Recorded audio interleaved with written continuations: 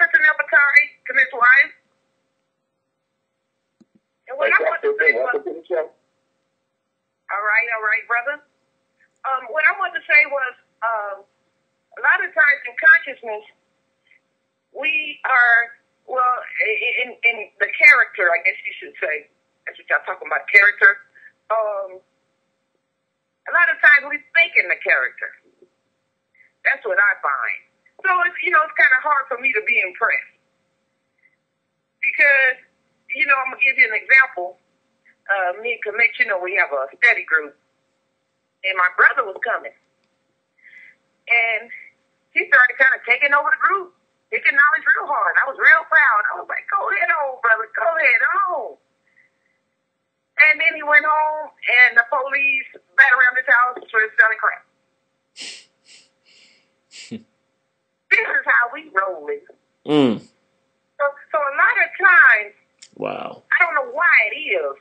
I guess people want to look intelligent. They're using this consciousness for the wrong reason. Either you is or you ain't.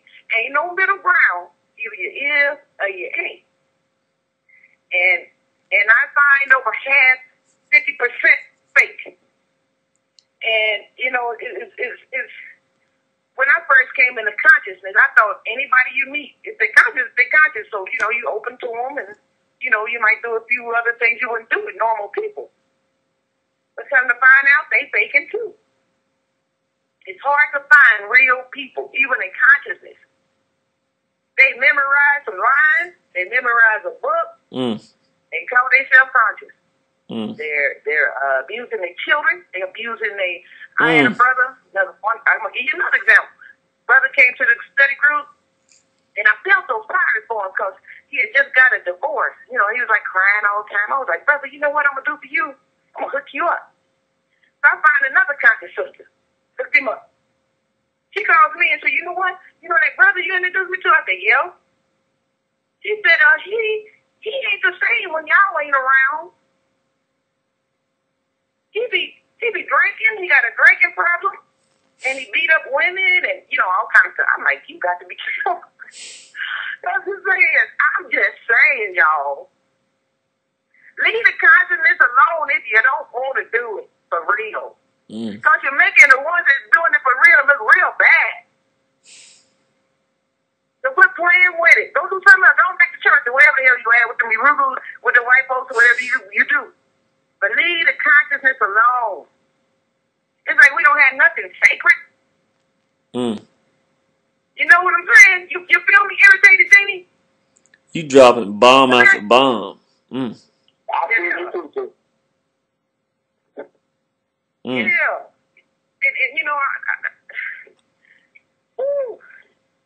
oh man. Can I say? And I just like to add, sisters, that we truly appreciate, I do at least, support from me in all my endeavors. But we appreciate you as a sister coming on and sharing the real deal view on what things are really like on the ground. And I think we all need to continually be centered in reality. And I appreciate your ability to bring that right into our faith. Yeah, me and you, Commit, we've been rolling with it like that. All these fake folks. You get tired after a while, but you got to keep on working anyway. You got to keep it moving anyway. And as far as the school, I don't know if it's all over, but I think it is. The teachers, you should find some black teachers. They're making sure the teachers is Yoruba. I mean white people. Anybody don't know what I mean when I say Yoruba. But it's hard to find a black teacher.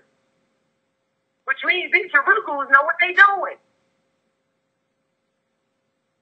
And the only time you see black people working in the school, their parents or they working in the cafeteria. Y'all feel me? Absolutely. And that's the socialization process that we're not paying attention to because we too tired working. Can I make a comment, Brother Kemet, on something that the sister said? Please do, brother. One of the things, and I think she really brought the conversation really, really, really home. One of the things for me that makes a big difference, To me, consciousness means that a person knows. And I'm going to use an example because I think it kind of illustrates it. Most of us have seen the movie The Matrix. Everybody that was on that ship, the Nebuchadnezzar they called it, everybody on that ship knew what was going on. But if you remember, there was one guy who turned on all of them. He went back, he wanted to get back into the Matrix, and he snitched and ratted them all out. And I make that point because he was still conscious, though. He was perfectly conscious of what was going on. But because he was conscious did not mean he was committed. And I think part of the show that you talking about, and it's a natural progression, is that you got consciousness, but when you add character, it's supposed to result in something different. We got a lot of people with character, but they don't have no consciousness, so they don't know the right thing to do. Then you got a lot of people who conscious, they know what's going on, but they don't have enough character to do the right thing. And so they can regurgitate the stuff, but they make people look bad because they're not really committed and sincere about doing the stuff.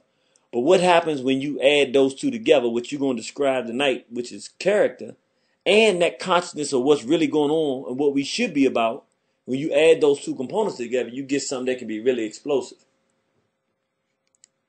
That's for sure. And you know, Brother Frantz Fanon, who incidentally had a white wife too, wrote in The Wretched of the Earth, Handbook for Revolutionary Warfare, on the issue of our loyalties to those who oppress us. And our character is specifically shaped by the social order in which we come up in. And so your point that you're making is very clear, as well as Nefertari's point. And as a nation, we've got to start inside, at home, with the individual, through the family. I'm struggling now as a bookseller, having so many books lately, and I come from a background of selling thousands of books all the time. And so it's become very difficult for me to even keep that level of the struggle going because of the apathy and the non-readership that our people have. We don't see it as this, but in fact, I would venture to say that black people not reading black books written by black people not taking material produced for them by their brothers and sisters, are actually the worst form of character that we've exhibited since we've been enslaved. Just for the record. That's the worst form of character. It means we're lazy, and it means we don't give a damn. Am I still on? Okay. What's your answer? Am I still on there? Yeah, you still on? Yeah, I want to just talk a little bit more about what you're talking about, as far as reading. Just recently, we got with a sister, and she said when she reads, she goes to sleep. And I said, you know how many people tell me and commit that they go to sleep when they try to read something? Man, we so damn weak till it don't even make no sense. Come on now. Where the hell do we go? We so damn weak. I get sleepy. I want to read. I go to sleep. I go to sleep. God damn, get your man up. Get your woman up. Just fight the damn sleep. Read 2 pages and stop and walk around. You know, we don't try to work it out. We used to be the people that work it out. You know what I'm saying? Then we just throw in the towel. Well, I get sleepy, so I ain't gonna read. It's unacceptable, my people. Unacceptable. And I'll give you an example of character and an example of non-character. Thank you for that comment, Sister Nefertari. That was beautiful.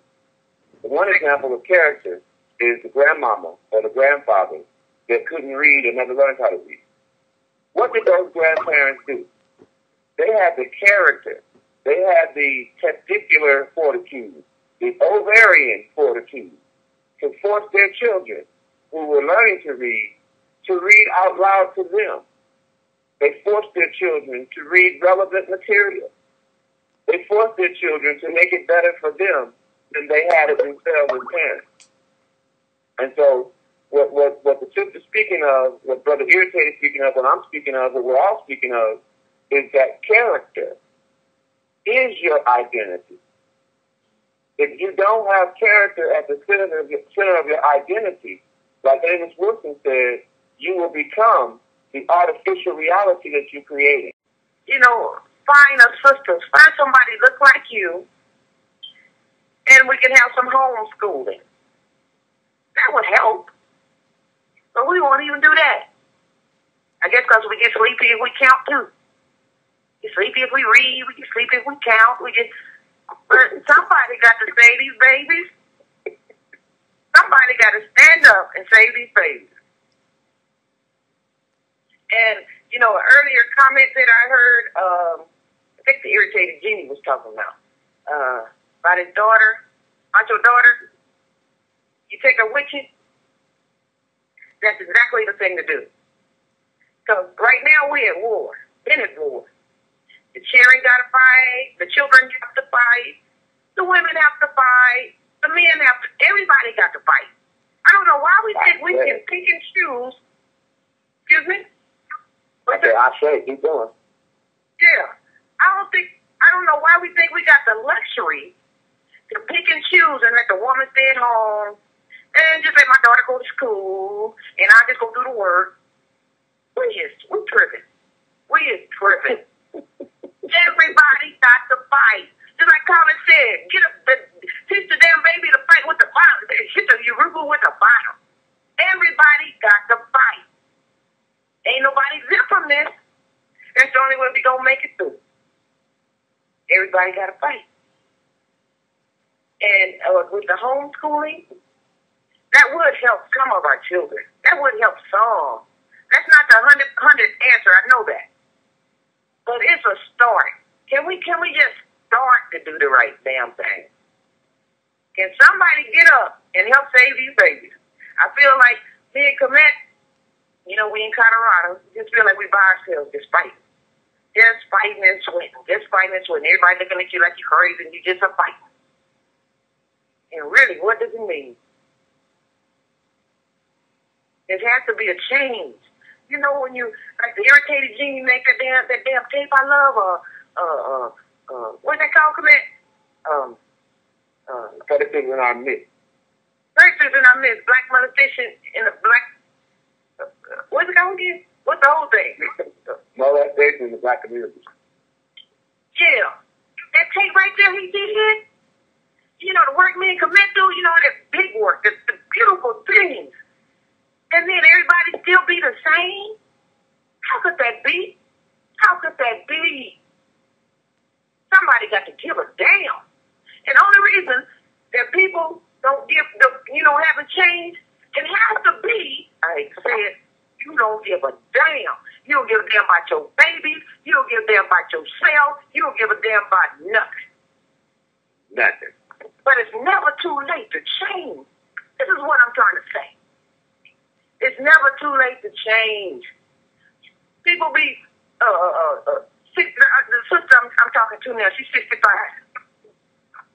And she works at the homeless shelter. And there was a brother that came in there in a wheelchair. And he was talking crazy to one of the Urubus in the room, one of the white people in the room. And then, she got mad at him and straightened him out, and she went back down to the office. And then he called and said he don't kill himself. I'm going to commit suicide. You know what she told him? She said, you go right ahead, kill your damn self. About a week later, a Yoruba came in. She was depressed. She said, I'm going to kill myself. She said, oh, no, baby, don't kill yourself. See what I'm talking about? You see what I'm talking about?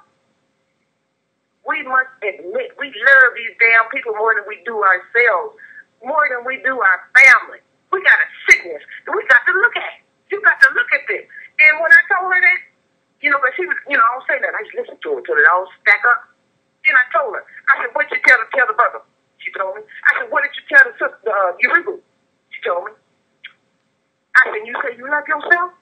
She looked at me and she said, that's quite perceptive. I think you're right.